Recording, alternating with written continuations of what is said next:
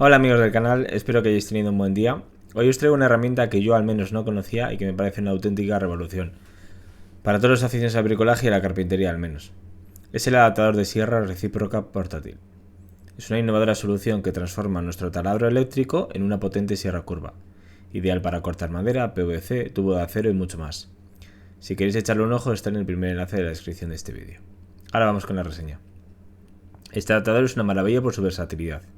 Con él podemos cortar una variedad de materiales fácilmente, desde madera hasta tubos de acero, adaptándonos a todas nuestras necesidades de bricolaje. Si os está gustando lo que os cuento, por favor dale like a este vídeo. La gran ventaja de este adaptador es su mandril de hoja de sierra de acero. Permite cambiar la hoja de la sierra rápidamente mediante rotación sin necesidad de desmontaje. Esto hace que sea cómodo de sostener y fácil de operar, proporcionando una mejor experiencia de operación. Dirigidos al primer enlace en la descripción para echarle un ojo.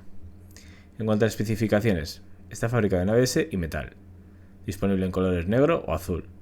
Su tamaño compacto y diseño ergonómico lo hacen perfecto para trabajos en casa o en el taller. El paquete incluye el convertidor para el taladro eléctrico, un mango, 3 hojas de sierra de diferentes tamaños para carpintería y metal. En fin, todo lo que necesitamos para empezar nuestros proyectos de corte inmediato.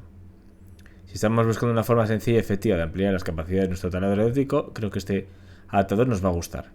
Espero que os haya gustado el vídeo, os ayude. Si es así, apoyadlo con un like y suscribiros. Muchas gracias.